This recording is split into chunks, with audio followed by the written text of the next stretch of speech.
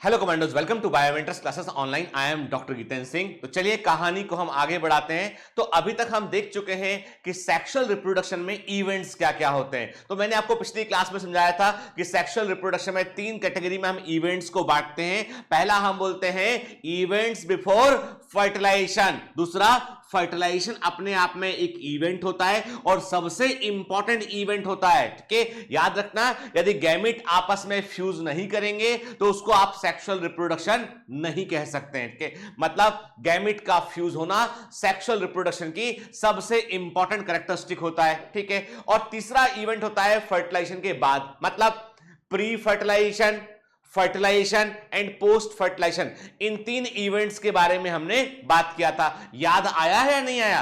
कोई पिछले जन्म की बात नहीं कर रहे हैं हम, पिछली क्लास की बात कर रहे हैं हम। ठीक है ना? तो ऐसा नहीं देखा करो कि पुनर्जन्म टाइप का, पता नहीं सर क्या बोल रहे हैं चाइनीज में। ठीक है, मैं साधारण भाषा में ही बोल रहा हूं आपसे, तो याद रखा करो बेटा। ठीक है ना? और अब इतना हम समझ गए अच्छे से कि मतलब सेक्सुअल रिप्रोडक्शन में। अब देखो, अच्छा एक काम करो, मेरे को ये बताओ बेटा कि जैसे हम कहते हैं, मैं आपसे कुछ क्वेश्चन कर रहा हूं, उसके उत्तर कर देना मेरे को। के पहला क्वेश्चन मैं आपसे कर रहा हूं कि यदि यदि जो फर्टिलाइजेशन में भाग लेने वाले गैमेट, यदि फर्टिलाइजेशन में भाग लेने वाले गैमेट मेल और फीमेल गैमेट मॉर्फोलॉजिकली सिमिलर हो और फिजियोलॉजिकली सिमिलर हो, के एक समान एक्टिविटी रखते हो, एक समान दिखते हो, and you can not differentiate male and between mail and female gamete को आप डिफरेंशिएट ना कर पाते हो, तो ऐसे सेक्सुअल रिप्रोडक्शन को हम क्या बोलेंगे? सोचिए और बताइए। ठीक है ना? चलिए ठीक। और अगला क्वेश्चन ये है, आंसर तो देने पड़ेंगे। अगला क्वेश्चन ये है कि आपको ये बतलाना है कि कारा में मेल, कारा क्या है? कारा है एक ग्रीन एल्गी। कारा में मेल सेक्स ऑर्गन का नाम क्या है और फीमेल सेक्स ऑर्गन का नाम क्या है, ये आप मुझे बताएंगे। फीमेल पार्ट क्या है, मेल पार्ट क्या है, ये आप मुझे बताएंगे। के और इसके उत्तर का स्रोत जो है, सोर्स जो है, वो आपके एनसीईआरटी में छिपा हुआ है। ठीक है ना?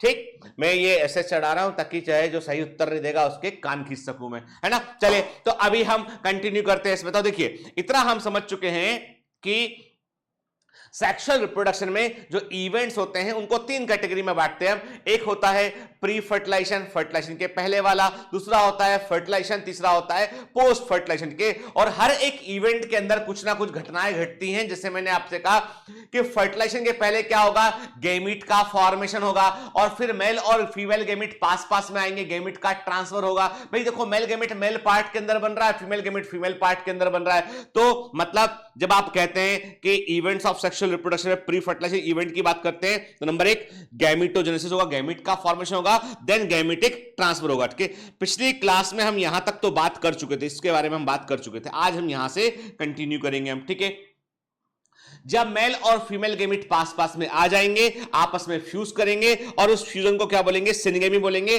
गैमेट हैप्लॉइड होते हैं, पिछली क्लास में देखा हमने। जब दोनों फ्यूज करेंगे 2n कंडीशन बनेगी और इस 2n स्ट्रक्चर को क्या बोलेंगे हम? जाइगोट बोलेंगे। जाइगोट का फॉर्मेशन होगा। ठीक है, ये चार्ट बना लेना। ठीक है, चार्ट बना लेना आप, जो दिख रहा है ना आपको स्क्रीन पे। फिर तीसरा इवेंट क्या होता है? पोस्ट फर्टिलाइजेशन इवेंट के जाइगोट से क्या बनेगा? जाइगोट से एम्ब्रियो बनेगा, जाइगोट से एम्ब्रियो बनेगा, एम्ब्रियो का फॉर्मेशन होगा। ये फर्टिलाइजेशन के बाद हमको देखने मिलेगा। क्लियर? तो ये तो हो गए इवेंट्स इन सेक्सुअल रिप्रोडक्शन की बात कर रहे हैं हम। तो मैंने आपसे कहा ना कि सबसे इंपॉर्टेंट चीज, कि ये एनसीईआरटी का ही फिगर है बेटा, के सबसे इंपॉर्टेंट चीज ये है कि गैमेट, मेल और फीमेल गैमेट, मेल और फीमेल गैमेट आपस में फ्यूज करते हैं। ठीक है, देन जाइगोट बनता है और जाइगोट फिर नई संतान को जन्म देता है। ठीक है ना? तो gametic fusion is the one of the most important event in the sexual reproduction. ठीक है, क्लियर? अब बात यह है कि मेल गैमेट कहीं बन गया, फीमेल गैमेट कहीं बन गया, तो अब इन दोनों गैमेट को पास पास लाना पड़ेगा। दैट मींस कि, और जनरली इन जनरल क्या देखते हैं हम? देखते हैं कि female gamete in generally stationary होते हैं। हालांकि इस इमेज में आपको फ्लैजिला दिखाई पड़ रहा है। Some time female gamete are, देखो मैंने आपको पहले भी कहा था कि कभी कभी ऐसा भी होता है कि मेल और फीमेल गैमेट दोनों एक समान होते हैं, मॉर्फोलॉजिकली, फिजियोलॉजिकली सिमिलर होते हैं और इस चीज को क्या बोलते हैं हम आइसोगेमी कहते हैं। ठीक है, कभी कभी मेल गेमेट की एक्टिविटी अधिक होती है, छोटा होता है, फीमेल गेमेट की एक्टिविटी जो है वो कम होती है और बड़ा होता है, तो उसे क्या बोलते हैं, उसे एनाइसोगेमी कहते हैं उसे हम। ठीक है ना, ठीक। कभी कभी फीमेल गेमेट एक होता है और बिल्कुल नॉन मोटाइल होता है, स्टेशनरी होता है, गमनशील नहीं होता है, मेल गेमेट केवल मूव कर सकता है, उसे ऊगेमी कहते हैं। ठीक है, तो यहां पे जो इमेज दिखाई पड़ रही है, बेसिकली यदि आप इमेज के पॉइंट ऑफ व्यू से देखें तो यहां पे लिख दिया गया है इसमें कि गलती से इमेज आ गया है, तो हम ऐसा बोल सकते हैं कि इस गैमेट को हम ठीक करते हैं, हम इसको ठीक करते हैं एंड इसका हम पहली बात तो इसका हम फ्लैजिला हटा देते हैं, हमने हटा दिया फ्लैजिला इसका। ठीक है ना, ठीक है, ठीक है, तो इससे ये बात शो गया कि ये नॉन मोटाइल गैमेट है, स्टेशनरी गैमेट है। ठीक है, तो हमें मेल गैमेट को फीमेल गैमेट तक पहुंचाना पड़ेगा। It means there is a step gametic transfer के, हमको गैमेट को ट्रांसफर करना पड़ेगा, जो कि एक बड़ी इंपॉर्टेंट स्टेप है यहां पे। ठीक है ना, चलिए आफ्टर देयर फॉर्मेशन, किसका फॉर्मेशन, मेल और फीमेल गैमेट का फॉर्मेशन। ठीक है, male and female gamete must be physically brought together to facilitate fusion और फर्टिलाइजेशन के, यानी जब मेल और फीमेल गैमेट बन चुका है तो बनने के बाद उन दोनों गैमेट को हमें पास पास लाना पड़ेगा ताकि वो सिनगेमी कर सके, ताकि वो आपस में फ्यूज कर सके। ठीक है ना बेटा, clear. In majority of organism, देखिए अब बेटा याद रखना कि जब कभी हम मेजोरिटी वर्ड यूज करते हैं, हम मेनली वर्ड यूज करते हैं, मेरी बात ध्यान सुनेगा, एक क्वेश्चन में आप लोग कंफ्यूज हुए कई बच्चे, इसलिए बता रहा हूं कि मेजोरिटी और मेनली का मतलब है आपको सभी इंक्लूड नहीं करना है, कि डोंट इंक्लूड ऑल, कि include most of the fraction के। मेजोरिटी का मतलब होता है अधिकांश लोग, हम बोलते हैं बहुसंख्यक और अल्पसंख्यक। ठीक है, मेजोरिटी एंड माइनॉरिटी के, जब हम बोलते हैं ऑल, हम बोलते हैं ऑल, तो ऑल का मतलब क्या हो गया, सब शामिल है उसके अंदर। ठीक है, क्लियर। तो यहां पर इसीलिए एक क्वेश्चन था एनसीईआरटी में, एक स्टेटमेंट में साफ साफ लिखा है, क्वेश्चन भी था शायद बुकलेट के अंदर, क्वेश्चन था कहीं पे कि नेचुरल एंड वाइल्ड कंडीशन में mainly most of the mainly mammals या मोस्टली मैमल्स क्या होते हैं, तो मोस्टली मैमल्स होते हैं सीजनल ब्रीडर। क्योंकि देखिए आप यदि कंटस ब्रीडर सीजनल ब्रीडर दोनों को सिलेक्ट कर लेंगे तो मतलब आपने ऑल दी मैमल्स सेलेक्ट कर लिया आपने, जबकि पूछा क्या है, मोस्ट ऑफ दी मैमल्स पूछा है। केवल प्राइमेट्स को छोड़ दो, आप बाकी सभी जो है वो सीजनल ब्रीडर होते हैं, ईस्टर साइकिल वाले होते हैं। केवल प्राइमेट्स में मेंस्ट्रुअल साइकिल होती है, ये पढ़ा हुआ है हमने के। तो छोटे छोटे वर्ड जो है ना वो एक क्वेश्चन में कंफ्यूजन क्रिएट करते हैं। ठीक है ना, मैंने आंसर भी आपको करेक्ट करवाया हुआ उसका। देखिए जो मैं क्लास में बता रहा हूं, जो मैं आपको फंडे समझा रहा हूं ना, वो एक एब्सोल्युटली करेक्ट फंडे के। देयर में भी पॉसिबिलिटी कि एक आध आंसर में बी का सी हो जाए उसमें, तो आप जैसी उसको आपको लगता है तो बिल्कुल डिस्कस कीजिए, ओपनली डिस्कस कीजिए and we will work on it बेटा। कोई कंफ्यूजन दिमाग में नहीं रहना चाहिए। ठीक है, तो मैंने क्या कहा आपसे कि मोस्ट ऑफ द मैमल्स जो है वो सीजनल ब्रीडर होते हैं, कि मोस्ट ऑफ द वर्ड ये मेनली वर्ड इस्तेमाल किया। ठीक है, ऑल ऑफ द मैमल्स लिखेंगे तो फिर seasonal breeder plus continuous breeder also आएगा। ठीक है, प्राइमेट्स वो लिखेंगे तो कंटस ब्रीडर आएगा यहां पे। ठीक है ना, क्लियर। तो चलिए, तो अभी यहां पे क्या वर्ड यूज किया, यहां पे वर्ड यूज किया इसने मेजोरिटी के, अधिक, सभी की बात नहीं कर रहे हैं हम, के मेजोरिटी ऑफ ऑर्गेनिज्म में, अधिकांश जीवों में मेल गैमेट जो है वो मोटाइल होता है, मेल गैमेट जो होता है वो गमनशील होता है, मोटाइल होता है। ठीक है, जबकि फीमेल गैमेट जो होता है वो स्टेशनरी होता है, मतलब नॉन मोटाइल होता है, ये मूव नहीं कर सकता है। ठीक है, क्लियर। इसका मतलब देयर में बी सम ऑर्गेनिज्म, कुछ ऑर्गेनिज्म ऐसे होते हैं जिनमें मेल और फीमेल गैमेट दोनों मूव कर सकते हैं, है ना। यदि इधर मेजोरिटी लिखे हैं तो कुछ तो छूटे होंगे। ठीक है ना, बात करेंगे आगे। Exceptions are a few fungi and algae in which both type of gametes are motile, के कुछ फंजाई के अंदर और एल्गी के अंदर दोनों प्रकार के गैमेट मोटाइल होते हैं। Very very IMP.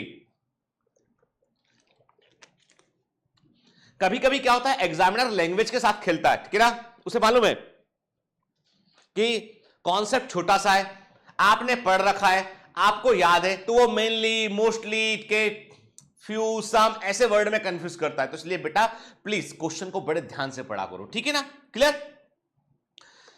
चलिए, फिर अब सिंपल सी बात है कि हमें गैमेट को पास पास लाना पड़ेगा। अब मेल गैमेट को फीमेल गैमेट के पास लाना है तो यू नीड ए मीडियम के, there is a need of a for a medium through which the male gamete moved के। अब यदि मेल गैमेट मोटाइल है, फीमेल गैमेट नॉन मोटाइल है, एक बात और क्लियर कर दूं के देयर में भी पॉसिबिलिटी कि दोनों गैमेट मोटाइल ना हो, देयर में भी पॉसिबिलिटी कि ना मेल गैमेट मोटाइल हो ना फीमेल गैमेट मोटाइल हो, देयर में भी पॉसिबिलिटी के होता है ऐसा एंजियोस्पर्म के अंदर, हम बात करेंगे आगे के। अभी इतना कह सकते हैं कि मेल गैमेट को फीमेल गैमेट तक पहुंचाना है और पहुंचाने के लिए हमें कोई ना कोई माध्यम की, कोई ना कोई हमें डिवाइस की रिक्वायरमेंट होगी यहां पे। ठीक है ना, इन सेवरल सिंपल प्लांट, कई सारे साधारण पौधों में, प्रिमिटिव प्लांट्स में, से हम एल्गी की बात करें, हम ब्रायोफाइटा की बात करें, हम टेरिडोफाइटा की बात करें, water is very very IMA, water is the medium through which the gamete transfer takes place, के वाटर में वो मीडियम होता है जिससे कि गैमेटिक ट्रांसफर जो है वो होता है, ठीक है ना। वाटर इज द मीडियम जिससे कि गैमेटिक ट्रांसफर होता है, ठीक है। अब यहां पर बेटा टर्मिनोलॉजी याद लिखेंगे हम, एकदम अलर्ट रहिए, एकदम अटेंटिव रहिए, ठीक है ना। क्लास को क्लास के समान समझिए कि ये देखो बेटा ऐसा है ना कि जब हम किसी ऑफलाइन क्लास से पढ़ने जाते हैं ना तो वहां जाके क्या होता है, हम अभी तो इस समय कोरोना सिचुएशन में सब ऑनलाइन है, आप किसी भी ऑनलाइन क्लास में जाते हैं, जब आप लाख रुपया फीस भरते हैं, 50,000 लाख रुपया 2 लाख रुपया फीस भरते हैं, तो आपको लगता है कि इतना फीस भर दिया तो इसके लिए हमें सिंसियरिटी दिखानी पड़ेगी, ठीक है। पर जहां पे लगता है कि यार यहां तो कोई फीस नहीं है तो चलो अभी मन किया तो पढ़ लिया, मन किया 5 मिनट बंद कर दिया, नहीं, आपको फीस चुकानी है और बड़ी फीस चुकानी है आपको, ये 2 लाख 2 लाख रुपए से कुछ नहीं होगा हम लोगों का, के आपको फीस चुकानी है आपका सिलेक्शन देके, कहने आपको हमारे लिए जो गुरुदक्षिणा देनी है वो है आपका सिलेक्शन, ठीक है ना। और उसके लिए आपको बेटा एफर्ट करना है, याद रखिए कोई भी शिष्य जो है जो अपने गुरु को गुरुदक्षिणा नहीं देता है जीवन में सफल नहीं होता, कोई भी डिग्री ले लेगा वो, ठीक है। तो आपको जो है मेरे को मेरी गुरुदक्षिणा देनी होगी, याद रखना, याद है गुरुदक्षिणा का इतना महत्व है कि एक बार द्रोणाचार्य ने जो है वो जब कभी देखा, उन्होंने कहीं कैंप लगाया हुआ था जंगल में कहीं पर, तो एक जो है वहां पे अर्जुन वगैरह सब थे वहां पर, तो अचानक से जो वहां पे कहीं कोई कुटिया बनी होगी एकलव्य की, तो वहां पे जो है वो एक अर्जुन इन लोगों के साथ में एक कुत्ता था, डॉग था, वो पहुंच गया वो एकलव्य के, एकलव्य वहां पे कुछ अभ्यास कर रहे होंगे, तो जो है कुत्ते को उन्होंने जो भौंकता रहा कुत्ता, तो उन्होंने कुत्ते को कुछ ऐसे तीर मारे कि कुत्ते को चोट नहीं लगी, और उसके मुंह में वो जाके तीर ऐसे फंस गया उसमें, जिससे कि वो निकाल सके कोई उसको, चोट नहीं लगी कुत्ते को, मुंह में तीर ऐसे लगाया कि वो कुत्ता जो है वो भौंकना बंद कर दिया। कुत्ता लौट के अपने कैंप में आया, द्रोणाचार्य ने देखा, अर्जुन ने देखा कि अरे भाई ये इसके मुंह में ऐसे तीर कौन ने लगा दिया, इसके बकायदा, और इतने सफाई से कि चोट भी नहीं लगी उसमें, और तीर में फंसकर मुंह को खोल कर रख दिया उसने ऐसा। कुत्ते के साथ वो गए कि भाई कहां गया था, तो डॉग के साथ वहां पहुंचे जिस जगह पर घटना घटी, देखा वहां पे कि एक जो है वो एक ट्राइबल व्यक्ति जो है वो अपना अभ्यास कर रहा है उसमें बैठ के, और सामने एक मिट्टी की एक मूर्त रखी हुई है। तो पूछा उससे भाई तुम कौन हो, और इतना अच्छे से तुमने इसको जो है वो तीर का इस्तेमाल किया, तुम तो बड़े बाहरी धनुर्धर हो, किससे सीखा तुमने, कौन तुम्हारा गुरु और तुम हो कौन। तो उन्होंने बताया भैया मैं एकलव्य हूं और मेरे गुरु जो है द्रोणाचार्य हैं, ये मेरे गुरु हैं। उन्होंने कहा द्रोणाचार्य तो मैं हूं, मैंने तुमको नहीं बताया कभी। उन्होंने कहा साहब आपने नहीं बताया कोई बात नहीं, लेकिन यह है कि हमने आपकी मूर्ति बनाई, हमने सुन रखा था कि दुनिया में सबसे अच्छा युद्ध विद्या का अभ्यास देने वाले द्रोणाचार्य हैं, तो हम तो जो है वो अलग तबके के, तो आप हमको शायद स्वीकार ना करते, हमने आपकी मूर्ति बनाई और हमने उससे ही जो है वो सीखने का अभ्यास किया और आपसे ही सब कुछ सीखा। द्रोणाचार्य को लगा कि भैया मेरा शिष्य अर्जुन जो है उससे भी अच्छा धनुर्धर है, तो कहीं आगे चल के दिक्कत ना दे। तो उन्होंने बोला भाई तुम गुरुदक्षिणा नहीं दोगे क्या। उन्होंने कहा गुरुदेव जो मांगे आप दे। उन्होंने कहा दाहिने हाथ का अंगूठा दे दो, दाहिने हाथ का अंगूठा दे दो। देना पड़ा, ठीक है, दिया एकलव्य ने, अपने वचन से पीछे नहीं हटे, वो दाहिने हाथ का अंगूठा मांग लिया। मैंने नहीं मांग रहा आपका अंगूठा, मैं आपका सिलेक्शन मांग रहा हूं, ठीक है, कि आप सिलेक्ट होइए अपने लिए, ठीक है। तो चिंता मत कीजिए कि आप बोलोगे सर धीमे धीमे अंगूठे तक पहुंच गए अभी आप, ठीक है, तो ऐसा नहीं है। चलिए, तो अभी मैंने क्या कहा आपसे कि अब point to be noted down, के पॉइंट को नोट कीजिए। पॉइंट ये है यहां पे कि जब कभी मेल गैमेट तैरकर फीमेल गैमेट तक पहुंचता है, कि मेल गैमेट वाटर के माध्यम से फीमेल गैमेट तक पहुंचता है, इस फिनोमिना को हम बोलते हैं ज़ूइडोगैमी, इसे बोलते हैं ज़ूइडोगैमी, ठीक है ना, ठीक है। जब कभी मेल गैमेट तैरकर फीमेल गैमेट तक पहुंचता है, कि मेल गैमेट स्विम करता है, वाटर इज द मीडियम, तैरकर फीमेल गैमेट तक पहुंचता है, ज़ूइडोगैमी कहते हैं, जो हमको देखने मिलता है एल्गी के अंदर, ब्रायोफाइटा के अंदर और टेरिडोफाइटा के अंदर हमको देखने मिलता है। एल्गी में, ब्रायोफाइटा में, टेरिडोफाइटा में हमको ज़ूइडोगैमी देखने मिलता है, लेकिन जिम्नोस्पर्म और एंजियोस्पर्म में पॉलन ट्यूब होता है। जो मेल गैमेट है, मेल गैमेट उसको कैरी बाय पॉलन ट्यूब, के उसे pollen tube carried by the pollen tube, से पॉलन ट्यूब कैरी करती है, ठीक है। इस फिनोमिना को बोलते हैं हम साइफोनोगेमी कहते हैं हम, ठीक है। जब पॉलन ट्यूब, याद रखिए, जिम्नोस्पर्म में और एंजियोस्पर्म में मेल गैमेट तैरकर फीमेल गैमेट तक नहीं पहुंचता है। यहां पर जो है pollen tube male gamete carry करती है। फिनोमिना को हम साइफोनोगेमी कहते हैं, ठीक है। ठीक, पॉलन ट्यूब का विकास development of pollen tube first time हुआ था जिम्नोस्पर्म में, ठीक है, और then continue to the angiosperm के, यानी पॉलन ट्यूब पहली बार जिम्नोस्पर्म के अंदर बनी थी, ठीक है। तो पॉलन ट्यूब यहां पर जो है जिम्नोस्पर्म में और एंजियोस्पर्म में फर्टिलाइजेशन के लिए वाटर रिक्वायर्ड नहीं है, कि वाटर के बगैर भी फर्टिलाइजेशन हो सकता है, जबकि टेरिडोफाइटा और ब्रायोफाइटा और एल्गी में water is required for fertilisation, क्योंकि मेल गैमेट तैरकर फीमेल गैमेट तक पहुंचता है। तो ज़ूइडोगेमी क्या होता है, साइफोनोगेमी क्या होता है, ये टर्म बेटा एग्जाम में कई बार पूछे गए, याद रहना चाहिए, ठीक है। चलिए, a large number of male gametes however fail to reach the female. अब देखिए सिंपल सी बात है, मेल गैमेट तैरकर फीमेल गैमेट तक पहुंच रहा है, तो अब जाहिर सी बात है कि this all about the chance factor, कि ये सब कुछ चांस फैक्टर पर टिका हुआ है, कि तैर के पहुंचेगा, फीमेल गैमेट वहां मिलेगा, उसको उससे कांटेक्ट कर पाएगा, नहीं कर पाएगा, एवरीथिंग इज चांस के। और जब कभी आपको चांस फैक्टर बढ़ाने हो, तो क्या करना पड़ता है आपको जो है वो बड़ी संख्या में जो है वो उन चांसेस को लेना पड़ता है। जैसे फॉर एग्जांपल आपको पता है कि एक लॉटरी है, सपोज आपको पता है कि एक लॉटरी खुलने वाली है और उस लॉटरी में केवल 100 उसके 100 टिकट है, केवल 100 टिकट है उसके, और लॉटरी बड़ी है। तो आपने कहा कि यदि मैं एक टिकट लूंगा तो मेरे जीतने की संभावना 1/100 हो गई, जीतने की संभावना 1/100 हो गई यदि एक टिकट लूंगा मैं। यदि लेकिन मैंने 50 टिकट लिए तो जीतने की संभावना कितनी हो गई, 50% हो गई, 50/100, आधी संभावना हो गई। यदि मैंने जो है वो 90 टिकट ले लिए, मैंने जीतने की संभावना कितनी होगी बेटा, 90% पॉसिबिलिटी जीतने की हो गई। मतलब आपने क्या किया, आपने उस लॉटरी में अपने जीतने की संभावनाओं को बढ़ाने के लिए आपने क्या किया, नंबर ऑफ टिकट्स आपने अधिक खरीद लिए। आप समझ लीजिए प्रकृति में भी ऐसे ही होता है, जब कभी जो है वो मेल गैमेट को फीमेल गैमेट तक पहुंचना होता है, कि फर्टिलाइजेशन करने पहुंचना होता है, तो वहां पर फर्टिलाइजेशन की संभावनाओं को बढ़ाने के लिए, टू प्रमोट द पॉसिबिलिटीज के फर्टिलाइजेशन इंश्योर हो सके, तो तरीका क्या है, more and more mail gamete को रिलीज करो। अब बड़ी संख्या में रिलीज करो, कोई ना कोई तो फर्टिलाइज करेगा, ठीक है।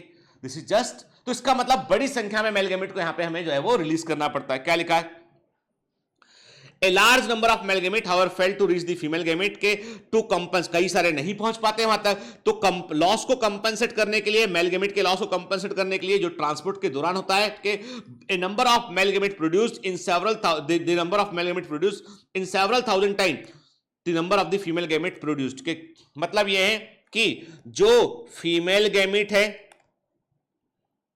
उसकी तुलना में मेल गैमेट जो होता है उसकी तुलना में मेल गैमेट का नंबर कई गुना अधिक होता है, हजारों गुना अधिक होता है, ताकि फर्टिलाइजेशन को इंश्योर कर सकें। तो प्रकृति में हमेशा ये देखा गया है कि फीमेल गैमेट जो है वो कम संख्या में होंगे, मेल गैमेट अधिक संख्या में होंगे, क्योंकि यहां पे चांस फैक्टर इन्वॉल्व है फर्टिलाइजेशन के लिए, ठीक है, क्लियर। तो एक बात हमको समझ में आई कि जब वाटर से मेल गैमेट को लेकर फीमेल गैमेट तक पहुंचेंगे, वाटर से मेल गैमेट तैरकर फीमेल गैमेट तक पहुंचेगा, तो पॉसिबिलिटी है कि वो लॉस हो जाए, वो ना पहुंच पाए वोट के, तो उस लॉस को कंपेंसेट करने के लिए बड़ी संख्या में मेल गैमेट को, हजारों गुना अधिक मेल गैमेट को रिलीज किया जाता है, ठीक है।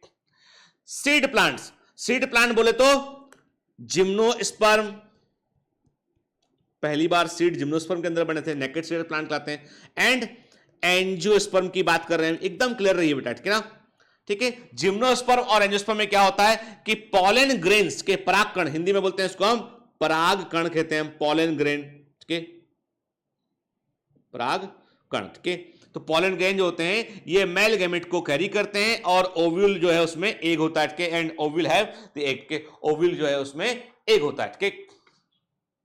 Ovule is the part, ovule वो भाग होता है जिसमें एग होता है इसके अंदर, ठीक है ना, ठीक। बीजांड बोलते हैं इसको, बीजांड बोलते हैं। तो ओव्यूल में एग होता है और मेल गैमेट को पॉलन ग्रेन्स लेके पहुंचते हैं, और पॉलन ग्रेन्स जर्मिनेट होते हैं और पॉलन ट्यूब को बनाते हैं वो, ठीक है, क्लियर। परागकण या pollen grain produce in anther, के जो मेल पार्ट ने हम क्या कहते हैं बेटा, हम कहते हैं कि जो एंजियोस्पर्मिक प्लांट हैं उनमें क्या होता है बेटा, मेल पार्ट क्या होता है, उनमें मेल पार्ट होता है स्टेमेन, स्टेमेन का हिस्सा होता है एंथर के। अभी जब हम sexual reproduction in flowering plants पढ़ेंगे तो एक एक हिस्से को हम बड़े डिटेल में देखेंगे। अभी इतना समझ लीजिए आप कि पॉलन ग्रेन्स जो होते हैं वो एंथर में आता है, और एंथर क्या होता है, anther is a male part, anther is a male part जो परागकण को बनाता है, ठीक है ना। मेल पार्ट के किसका होता है, it's a part of stamen, stamen का एक पार्ट होता है, ठीक है। ये स्टेमेन का मैंने स्टेमेन है, इसमें ये ऊपर वाला ये एंथर है, नीचे वाला ये फिलामेंट होता है, ठीक है।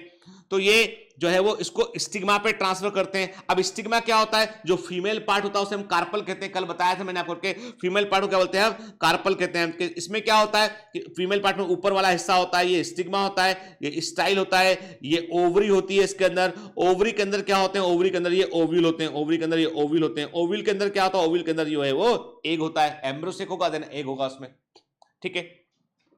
तो जब कभी जो है वो पॉलन ग्रेन एंथर से निकलेंगे और कहां पहुंचेंगे, वो एंथर से निकल के वो स्टिग्मा पर पहुंचेंगे।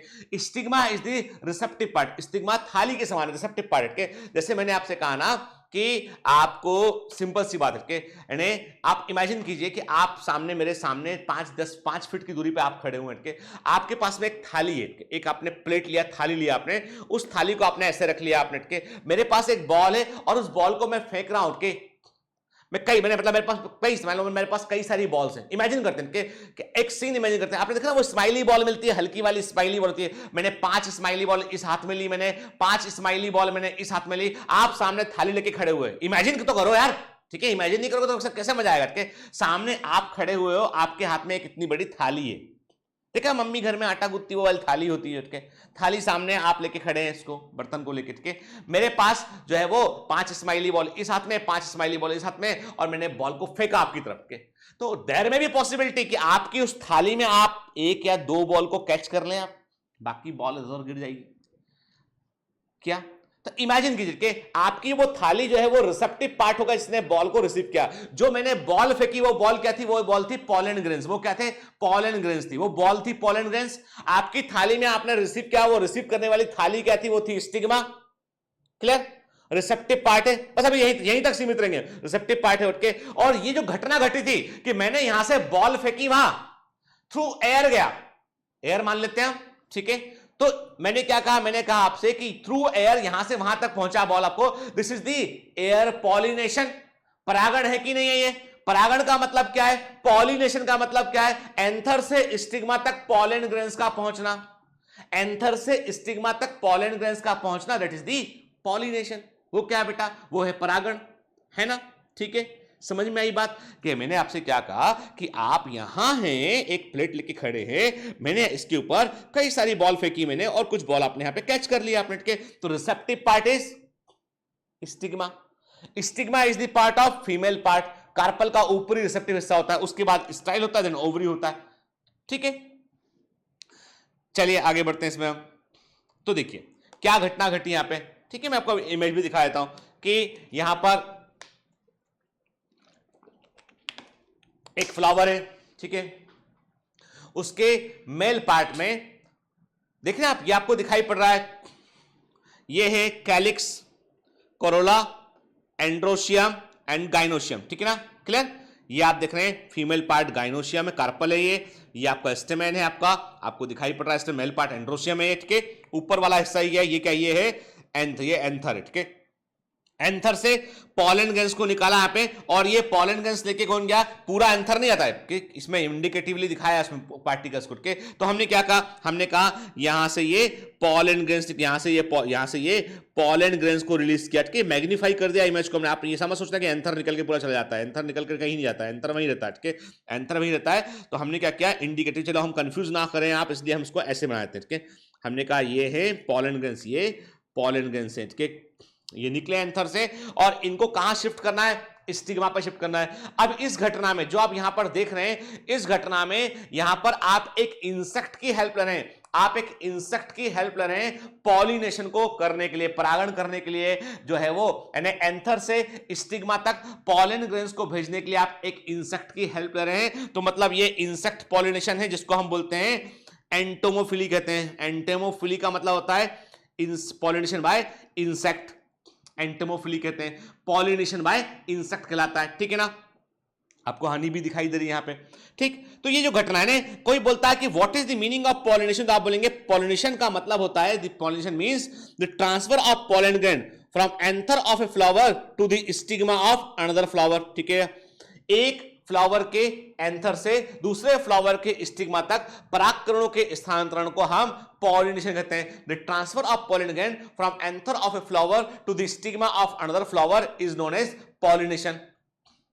It may be on the same flower also, self pollination में, ठीक है। देखिए आप ना, ये हम देख रहे हैं कि एक घटना, और हम सब देखे अपने लाइफ में किस तरीके से फ्लावर के ऊपर इंसेक्ट को बैठे हुए। इसकी भी बड़ी बेहतरीन कहानी है कि कैसे इंसेक्ट अट्रैक्ट होता है, प्रकृति ने कैसे को इवॉल्व किया, बहुत बढ़िया कहानी है, ब्यूटीफुल स्टोरी है। कैसे प्लांट को मालूम चलता है कि इंसेक्ट हमसे अट्रैक्ट होगा, इंसेक्ट को क्या प्लांट में जाके मिलता है, कि क्या रिवॉर्ड टेक्निक है, और ऑर्किड कैसे बेईमानी करता है। हम बहुत सारी कहानियां सुनेंगे यहां पे, ठीक है। आगे चलेंगे तो अभी इन बाइसेक्सुअल सेल्फ फर्टिलाइजिंग प्लांट्स, ऐसे प्लांट जो बाइसेक्सुअल हैं, मेल और फीमेल पार्ट दोनों प्रेजेंट हैं, और दोनों मेल और फीमेल पार्ट प्रेजेंट होते हैं, और दोनों सेम टाइम में मैच्योर होते हैं, दोनों समान समय पर परिपक्व होते हैं। तो जाहिर सी बात है कि वैसे में सेल्फ पॉलिनेशन सबसे अच्छा आइडिया है। मेल और फीमेल पार्ट पास पास प्रेजेंट है, जैसे हम बात करते हैं मटर में होता है, पीज में होता है, ठीक है। एग्जाम्पल, जितने भी एग्जाम्पल एनसीईआरटी में है बेटा, वो समझ लेना बड़े इंपॉर्टेंट एग्जाम्पल है, ठीक है, भूलना नहीं। आपके पास में, अब आप बोलते हैं सर हम कैसे पढ़ रहे हैं, हम भूल जाते हैं। नहीं बेटा, आप स्टूडेंट हैं तो you can not afford that luxury. मैं भूल जाऊं चलेगा, ठीक है, लेकिन आप भूल जाएं बिल्कुल नहीं चलेगा, आपके पास वो लग्जरी नहीं है। आपको पता है ये साल क्या है? ये जो जिस साल आप पढ़ रहे हैं ना, ये आपकी जिंदगी के सबसे महत्वपूर्ण ईयर में से एक है। यहां से दो रास्ते निकलते हैं, एक रास्ता पहुंचता है आपकी मंजिल की ओर कि आप डॉक्टर बन जाएं, दूसरा रास्ता पहुंचता है कि आप कंफ्यूज होके जो है वो बोलते रहे लोगों को। दो तरीके होंगे उसमें, एक आप बोलेंगे कि यार थोड़ा पढ़ लेते तो हम भी डॉक्टर बन गए होते, तीसरा ये बोलेंगे कि अरे यार मेडिकल में कुछ नहीं रखा है इसलिए हम नहीं गए उसमें। पर सच तो दिल जानता है, सच तो दिल जानता है कि भैया हम तो पढ़े ही नहीं थे, हम मेहनत ही नहीं की उस लेवल की। लाइफ में हमेशा याद रखना बेटा कि कई बार हमको जो है वो अपनी इच्छाओं के परे जाकर मेहनत करनी पड़ती है। कई बार हम जो है हमें कंफर्ट जोन को, अपनी सुख सुविधाओं को छोड़कर, अपने कंफर्ट जोन को छोड़कर जो है वो आगे की ओर बढ़ने का प्रयास करना पड़ता है, ठीक है। मैं हमेशा कहता हूं ना आपसे कि कभी कभी जी जलाने से जिंदगी रोशन हो जाती है, कभी कभी जी जलाने से जिंदगी रोशन हो जाती है। मतलब जीवन में जो आपने कभी देखा है, मोमबत्ती जब जलती है तो प्रकाश करती है, लेकिन वो पिघल रही होती है, खत्म हो रही होती है। दीपक जब जलता है तो प्रकाश कर रहा होता है, लेकिन तेल खत्म हो रहा होता है दीपक का। हर जगह आपको प्रयास करने पड़ेंगे, एफर्ट्स करने पड़ेंगे, और उस एफर्ट्स में आपका वक्त भी लगेगा, आपको मेहनत भी बहुत करनी पड़ेगी। आपको सुख सुविधाएं से जो जलता हुआ दीपक है, जलती हुई मोमबत्ती है, तो आप समझ लीजिए कि बहुत सारे अरमान हैं, बहुत सारे ख्वाब हैं, बहुत सारी छोटी छोटी खुशियां हैं, बहुत सारी चीजें थी जिनको हम अपने, हमारे दोस्तों को हम एंजॉय करते हुए देखते हैं, पर हम नहीं कर पाते हैं। वो चाहे जब मूवी देखने चले जाते हैं, अभी तो खैर कोरोना टाइम में लोग घर के अंदर बंद है, लेकिन तब भी चैटिंग कर रहे हैं, मूवी जा रहे हैं, क्या they may be part of a relationship, they are giving time to the relationship, कि वो उसमें इन्वॉल्व है, और वो आजकल बड़ा फिल्मी हो गया एक्चुअली सब चीजें के। तो मैं इतना ही बोलूंगा कि अभी एक साल आपका रिलेशनशिप सिर्फ और सिर्फ आपके लक्ष्य के साथ रहना चाहिए। क्लियर कर दो के ये ऐसा रिलेशनशिप रहेगा आपका कि जिससे आपको सफलता मिलेगी, और एक बार सफलता मिलेगी मतलब आपका पहला प्यार आपकी सफलता इस वक्त होना चाहिए, और उसके बाद आप देखेंगे कि ये स्थायी है, ये साथ रहेगा आपके, ये सॉरी ये आपके साथ रहेगा, ठीक। चलिए, तो इसलिए बेटा पढ़ने पे एकदम फोकस कर रहा है हमको। आजकल क्या होता है, किसी को मान लो छींक जाए, खांसी जाए, तो आदमी डर जाता है कि भैया कहीं से कुछ हो तो नहीं गया उठ के। हालांकि अभी क्या हमारे घर में जो है वो सुबह के समय में रिकॉर्डिंग कर रहा होता है। इस समय जब मैं रिकॉर्डिंग कर रहा हूँ, इस समय जो है वो तकरीबन 8 बजे अर्ली मॉर्निंग का टाइम होता है। ये रिकॉर्डिंग में घर में है तो भी कर लेते हैं रिकॉर्ड, तो वो कुछ किचन में छोंकते हैं, सब्जियाँ वगैरह है ना, मसाले, इंडियन स्पाइसेस, ठीक है। तो वो समझ गए ना? अब बाकी तो कहानी अब तुम समझते हो अच्छे से। मेरा कहने का मतलब ये है बेटा, प्लीज कि एक साल यार है ना, एक साल अपना पूरा प्यार, पूरी शिद्दत से जो मोहब्बत है, जो प्यार है ना, जितना बसा हुआ है आपके अंदर, वो नीट से कर लो बस, ठीक है? एक साल मेरे कहने पे, ठीक है? और बाकी सारे प्यार सब्सिडरी है अपने ऑटोमेटिकली, समझ गए ना? अरे वी ए मैग्नेट, चुंबक बनो। क्या बनो? चुंबक। समझ गए ना? बाकी तो बहुत समझदार लोग हैं आप सारे के सारे, ठीक है ना? तो चलिए, ये मत बोलना से चुंबक रिपल भी करती है, ठीक है ना? वो अलग बात है, जब जब जो है वो, लेकिन वो बात बाद में करेंगे। अभी इतना समझो बेटा कि आपका एक साल बड़ा इंपॉर्टेंट, ठीक है? चलिए, तो अभी मैंने क्या कहा आपसे कि एग्जाम्पल एनसीईआरटी के नहीं भूलना है, ठीक है? चलिए, तो मैंने कहा कि बाइसेक्सुअल मतलब सिंबल क्या यूज करेंगे? ये सिंबल यूज करेंगे। बाइसेक्सुअल है तो मोनोसियस है, झट से दिमाग में आना चाहिए, ठीक है? तो इसमें सेल्फ फर्टाइल प्लांट में क्या होगा कि transfer of pollen grain to the stigma is relatively easy as anther and stigma are located close to each other, के सेम फ्लावर पे होते हैं, के तो they don't need any pollinating agent, के इन्हें कोई भी परागण कारक की रिक्वायरमेंट नहीं होगी, क्योंकि सेम ही फ्लावर पे एंथर और स्टिग्मा पास पास प्रेजेंट है यहाँ पे, ठीक है ना? जैसे ही एंथर गिरेगा स्टिग्मा पर आ जाएगा वो, ठीक है ना? क्लियर?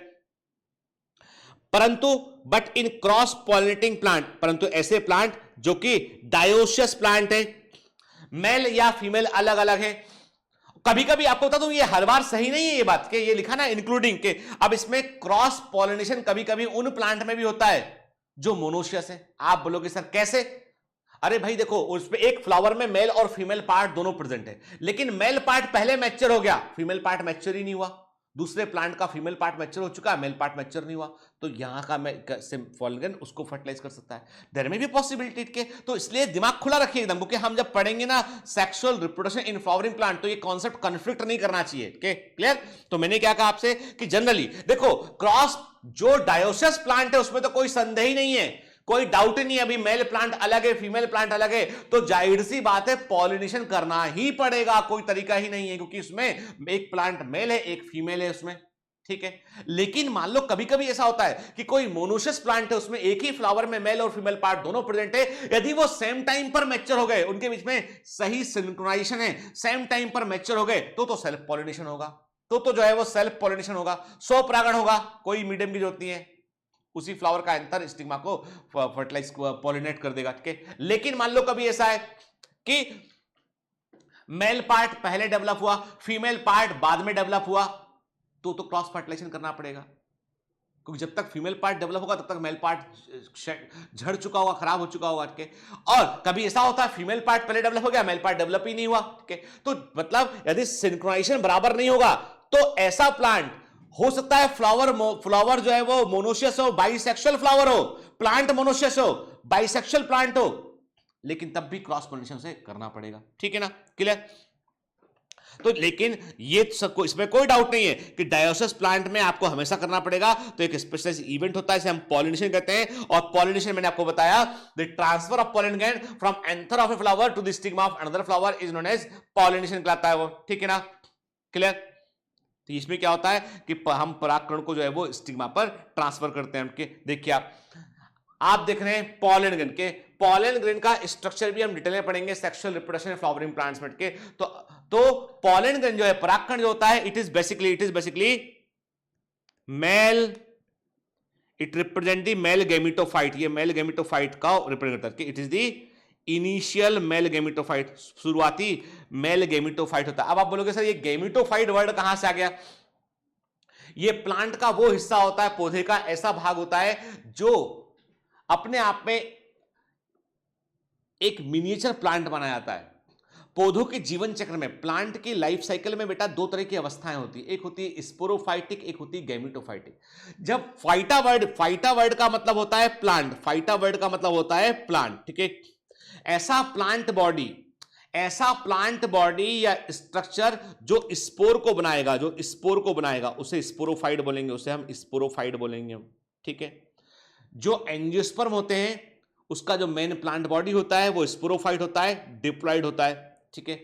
और स्पोरोफाइट जो होते हैं वो स्पोर बनाते हैं। स्पोरोफाइट के अंदर डिप्लॉयड होते हैं स्पोरोफाइट। अब आपको बोलेंगे सर ये हमको कुछ समझ में नहीं आ रहा है, तो इसका मतलब ये है कि 11th क्लास में आपने अल्टरनेशन ऑफ जनरेशन वाला हिस्सा ठीक से नहीं पढ़ा है। ठीक है, कोई बात नहीं, मैं आपको इसको जब जब मैं आगे बढ़ूंगा तो आपको और क्लियर करता चलूंगा। अभी मैं आपको कितना बता दूं बेटा, कितना याद रखो कि जो आप एंजियोस्पर्मिक प्लांट देखते हैं ना, तो उनमें कभी भी मियोसिस होती है, उनमें जब भी कभी मियोसिस होती है ना, तो उससे सीधा गैमीट नहीं बनता है।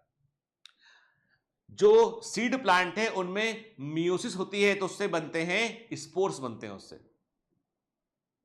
इसलिए उसको हम स्पोरिक मियोसिस बोलते हैं।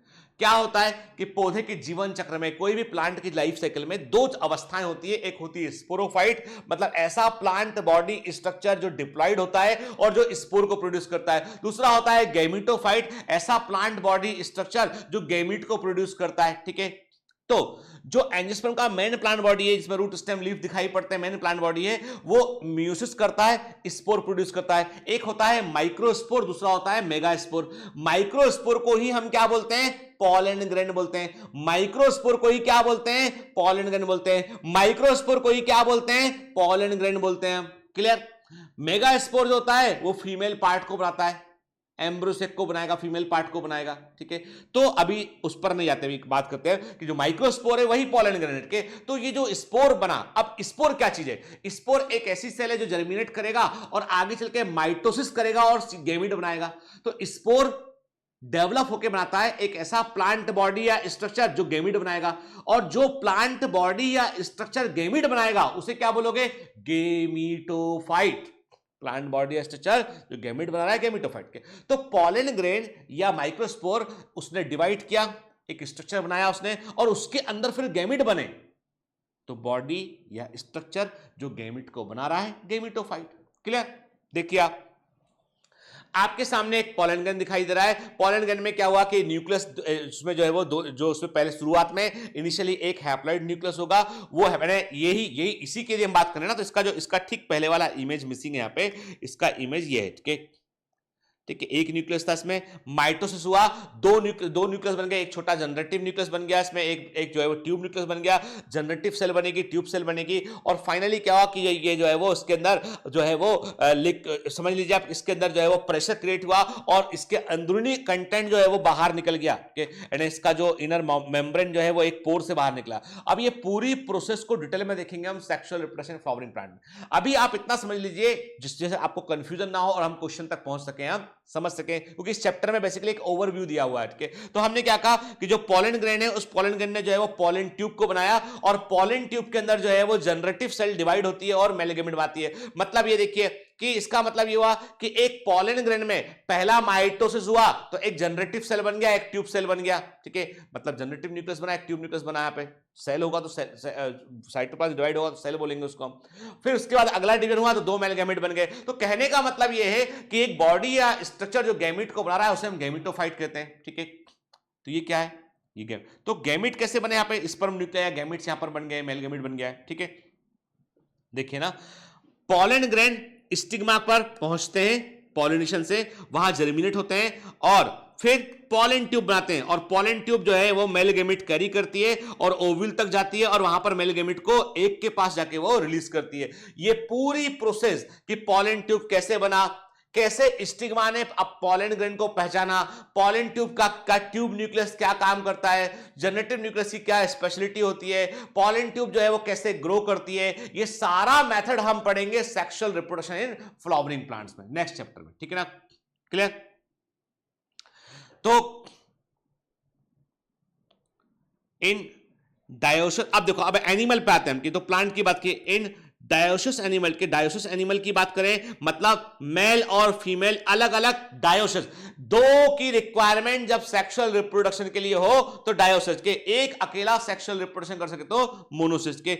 डायोसिस एनिमल में क्या होता है, मेल और फीमेल गैमेट जो है वो अलग अलग इंडिविजुअल बनते हैं। ठीक है, और ऑर्गेनिज्म को जो है वो गैमेट बनाने के लिए एक स्पेशल तरीका अपनाना पड़ता है, और वो स्पेशल तरीका क्या होता है, एनिमल्स में मेल, और दूसरी बात है कि एनिमल्स तो मोटाइल भी होते हैं, मूव भी करते हैं एनिमल तो। ठीक है, तो एनिमल्स क्या करते हैं कि उसके लिए जो है वो एक तरीका अपनाते हैं। देखो, कुछ एनिमल ऐसे हैं जो वाटर में अपने गैमेट रिलीज करते हैं और वो एक्सटर्नल फर्टिलाइजेशन होता है उसमें।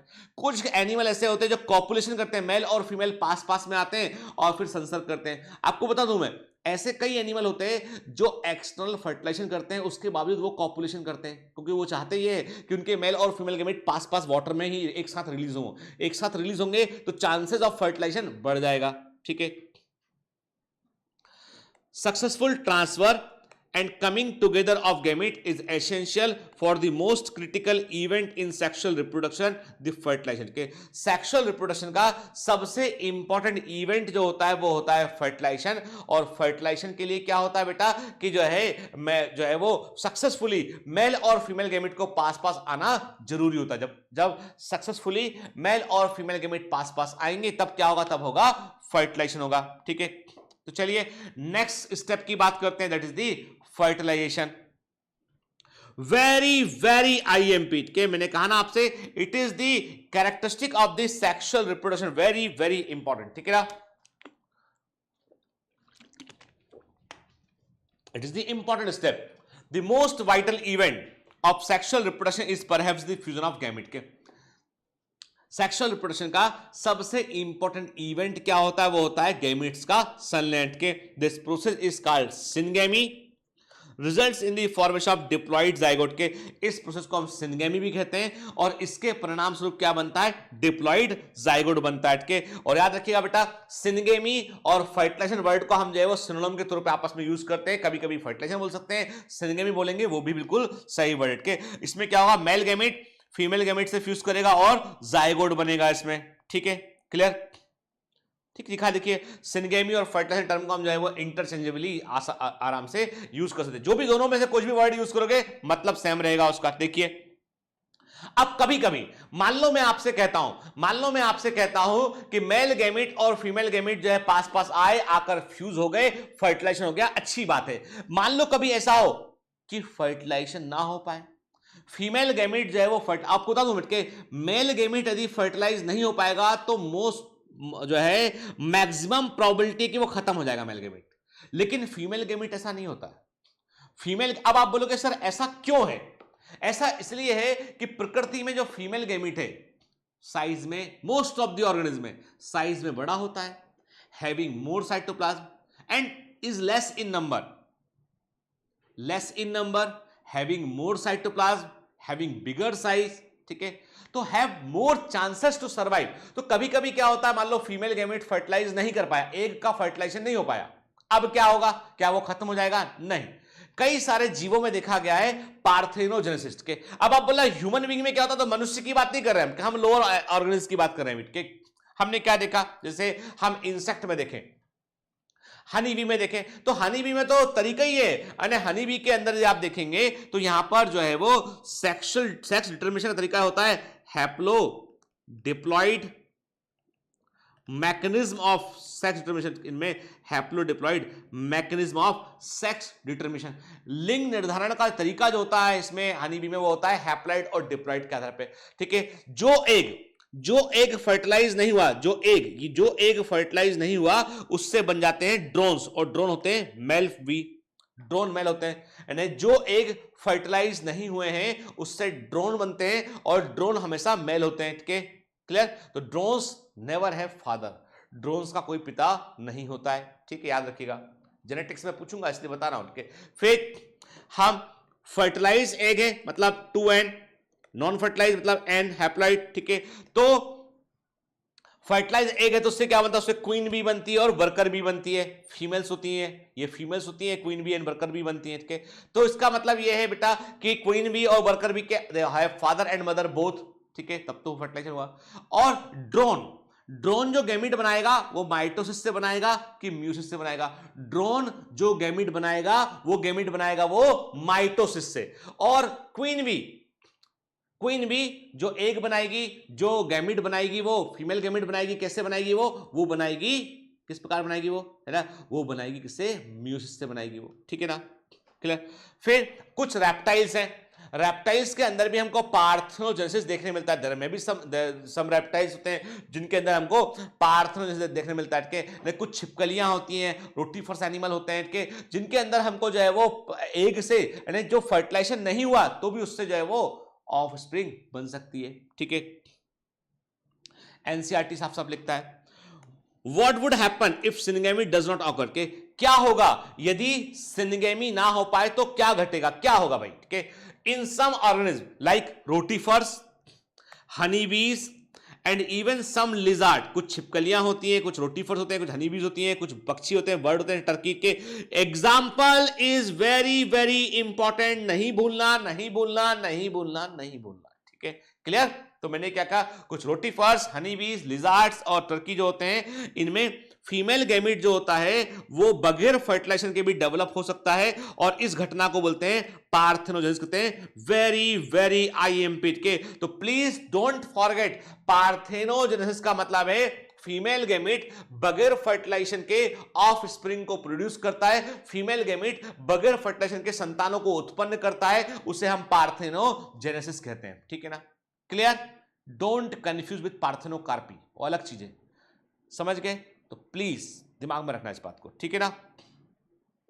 फिर in most aquatic organism such as a majority of algae and fishes, बड़ी मात्रा संख्या में जो एल्गी होती हैं, मछलियां होती हैं, एम्फीबियंस होते हैं, उनमें सिनगेमी कहां होती है, वाटर में होती है, कि उनमें फर्टिलाइजेशन वाटर होता है, मतलब मेल और फीमेल गैमीट को वाटर में छोड़ दिया जाता है, और मेल गैमीट फीमेल गैमीट को वाटर के अंदर फर्टिलाइज करते हैं। मतलब फीमेल बॉडी के, देखो बेटा, जब बोलेंगे हम फर्टिलाइजेशन एक्सटर्नल है तो बाहर मीडियम में होगा, फर्टिलाइजेशन इंटरनल है तो वो फीमेल बॉडी के अंदर होगा, ठीक है। तो यहां पे क्या होता है कि आउटसाइड दी बॉडी, यानी बॉडी के बाहर फर्टिलाइजेशन होता है, इसको क्या बोलते हैं, हम बोलते हैं एक्सटर्नल फर्टिलाइजेशन बोलते हैं। वेरी वेरी आईएमपी के। तो टर्मिनोलॉजी एकदम क्लियर रहना चाहिए कि बाहरी निषेचन का मतलब क्या है, कि बॉडी के अंदर, यानी ऑर्गेनिज्म की बॉडी के अंदर फर्टिलाइजेशन नहीं होता है, बल्कि बाहर मीडियम में होता है, बल्कि बाहर मीडियम में होता है, बोलते हैं हम एक्सटर्नल फर्टिलाइजेशन बोलते हैं। देखिए आप, the union of sperm and eggs outside the females body, female body के बाहर जो है, देखिए मेल फिश जो है, मैंने सपोज कि मैंने कहा कि मेल फिश जो है उसने ये मेल फिश है, इसने जो है वो मेल गैमीट रिलीज किए, इसने फीमेल गैमीट रिलीज करके, तो ये जो आपस में ये फ्यूज करेंगे, और फ्यूज करने के बाद क्या होगा बेटा, जो है वो फर्टिलाइज जो एग होगा, वो फर्टिलाइज एग क्या होगा, वो फिर जो है वो नई फिश को प्रोड्यूस करेगा वो, ठीक है। देखिए अब ये फ्रॉग में देखना, आपके मेल और फीमेल फ्रॉग के, मेल और फीमेल फ्रॉग कॉपुलेट करते हैं के, वे they show the sexual activity, लेकिन सरप्राइजिंग बात, इंटरेस्टिंग बात ये कि मेल और फीमेल फ्रॉग जो है वो इमेज में आप देख रहे हैं, they copulate but they release their gametes in the water. Female अपने गैमेट को वाटर में रिलीज, अपने एग को वाटर में रिलीज करती है, मेल अपने स्पर्म को वाटर में रिलीज करता है, और वाटर के अंदर फर्टिलाइजेशन होता है, जो है मतलब ये है कि वाटर में, मीडियम इज द वाटर, ठीक है। यदि आप हायर एनिमल्स की बात करें, आप ह्यूमन बींग्स की बात करें, आप प्राइमेट्स की बात करें, दूसरे मैमल्स की बात करें, तो मेल और फीमेल कॉपुलेट करते हैं, और मेल जो है अपना सीमेन फीमेल बॉडी के अंदर रिलीज करता है, okay, that is the internal fertilisation. यहां पे क्या हो रहा है कि मेल और फीमेल कॉपुलेट करें, और ये कॉपुलेट इसलिए कर रहे हैं चांसेस को बढ़ाने के लिए, ताकि मेल और फीमेल गैमेट वाटर में पास पास रिलीज हो, तो संभावना फर्टिलाइजेशन की बढ़ जाए, ठीक है। एल्गी होती है दूर दूर, है ना, एल्गी में क्या, एक कहीं से मेल गैमेट आ रहा है, कहीं से फीमेल गैमेट आ रहा है, तो चांसेस कम हो जाते हैं, तो वैसे में बड़ी संख्या में गैमेट को फिर प्रोड्यूस करना पड़ता है, ठीक है। Organism exhibiting external fertilization show great synchrony between the sexes and release of large number of gamete into the surrounding medium water in order to enhance the chances of syngamy। मैंने कहा ना, जब भी कभी एक्सटर्नल फर्टिलाइजेशन होगा तो वहां पर भी क्या होगा, वहां पर भी जो है वहां पर सबसे पर चांसेस वाली बात होगी, तो बड़ी संख्या में वो गैमेट को रिलीज करना पड़ता है। तो याद रखिए, एक्सटर्नल फर्टिलाइजेशन को बढ़ावा देने के लिए जो है मेल और फीमेल गैमेट जो है उन दोनों के रिलीज होने में, दोनों गैमेट के रिलीज होने में एक सिंक्रोनाइजेशन होना चाहिए, और बड़ी संख्या में गैमेट रिलीज होना चाहिए, ताकि वो फर्टिलाइजेशन का चांसेस बढ़ सके, ठीक है। ये हमको बोनी फिशेस में देखने मिलता है, फ्रॉग में देखने मिलता है, जहां पर बड़ी संख्या में ऑफस्प्रिंग प्रोड्यूस होती है, ठीक है। ये कॉपुलेट करने की कोशिश करते हैं, पास पास आते अपने गैमेट को रिलीज करते हैं, जिससे संभावनाएं फर्टिलाइजेशन की बढ़ जाती हैं, ठीक। अब सबसे बड़ा डिसएडवांटेज क्या है इस करके, डिसएडवांटेज का ये होता है कि मेल और फीमेल ने अपने गैमेट को वाटर में रिलीज कर दिया, वाटर में वो फर्टिलाइज हो गए, और उसके बाद उन एग की देखरेख कोई नहीं करता, मतलब यह है कि मोस्ट ऑफ दी, सबकी बात नहीं करा, देयर में भी सम एक्सेप्शन, पढ़ेंगे हम एनिमल किंगडम के। तो हम क्या देखते हैं, मोस्ट ऑफ दी ऐसे ऑर्गेनिज्म जो एक्सटर्नल फर्टिलाइजेशन करते हैं उनमें जायगोट का विकास, जायगोट बना, जायगोट से एम्ब्रियो बना, तो जो डेवलपमेंट है वो ना मेल की रिस्पॉन्सिबिलिटी ना फीमेल की रिस्पॉन्सिबिलिटी, अपने आप होता है। तो वहां पे शिकारी जो होते हैं वो उन एनिमल्स को खाते हैं। तो यहाँ पे क्या होता है कि यंग वंस जो नवजात थे, जो यंग ऑफ स्प्रिंग है, उनकी सुरक्षा सबसे बड़ा मैटर आता है। तो a major disadvantage is that the offspring are extremely vulnerable to the predators threatening their survival up to adulthood. इसीलिए खास बात है कि एम्फीबिया है, उसको कोई क्या कोई खा जाएगा, ठीक है। तो उसके लिए क्या होता है, इसीलिए वो बड़ी संख्या में बनते हैं, बड़ी संख्या में जो है वो ऑफस्प्रिंग प्रोड्यूस होते हैं, उसमें से कई सारे को शिकारी खा जाते हैं, ठीक है। फिर हम देख रहे हैं, जब हम इंटरनल फर्टिलाइजेशन की बात करते हैं, हम एक वर्ड को देख रहे हैं, हम क्या देख रहे हैं, हम देख रहे हैं कि इंटरनल फर्टिलाइजेशन में कहता है fusion of gamete occurs inside the female body, यानी गैमेट का फ्यूजन जो है वो फीमेल बॉडी के अंदर होता है, और जो जिससे कि एक फर्टिलाइज होगा, और इसके लिए मेल और फीमेल जो है वो कॉपुलेट करते हैं, ठीक है ना, क्लियर। मतलब ये जो कॉपुलेशन है वो एक ऐसी प्रक्रिया है जिसमें कि मेल गैमेट फीमेल गैमेट के संपर्क में आ जाए, तो के संपर्क में आ जाए, और इससे कि survival of life, continuity of life चलता रहे, ठीक है ना, clear. In many terrestrial animals, कई स्थलीय प्राणियों में, बिलोंगिंग टू, इसमें कुछ फंजाई भी शामिल है, हायर एनिमल शामिल है, रेप्टाइल्स, बर्ड्स, मैमल्स के, majority of plant, bryophyta, pteridophyta, gymnosperm, angiosperm, syngamy जो होता है वो बॉडी के अंदर होता है, और ऐसे फर्टिलाइजेशन क्या बोलते हैं, इसे इंटरनल फर्टिलाइजेशन कहते हैं। जब सिंगेमी या फर्टिलाइजेशन बॉडी के अंदर होगा उसे हम इंटरनल फर्टिलाइजेशन कहते हैं, ठीक है। और इससे एक बड़ी अच्छी बात ये होती है कि फीमेल बॉडी के अंदर फर्टिलाइजेशन होगा तो इसका मतलब इनिशियल डेवलपमेंट, शुरुआती विकास फीमेल बॉडी के अंदर ही होगा उसका, तो चांसेस ऑफ सर्वाइवल बढ़ जाता है, ठीक है ना, clear. In all these organisms, the egg is formed inside the female body where they fuse with the male gamete के, यानी egg फीमेल बॉडी के अंदर बनता है, और जहां पर वो मेल गैमेट से फिर फीमेल बॉडी के अंदर ही वो फर्टिलाइज होता है, ठीक है। In organisms exhibiting internal fertilization, the male gamete is motile and has to reach the egg in order to fuse with it के। तो देखिए ऐसे ऑर्गेनिज्म जिनमें इंटरनल फर्टिलाइजेशन होता है उसमें मेल गैमेट जो है वो मोटाइल, गमनशील होता है, और वो फीमेल गैमेट तक पहुंचता है उसे फर्टिलाइज करने के लिए, ठीक है।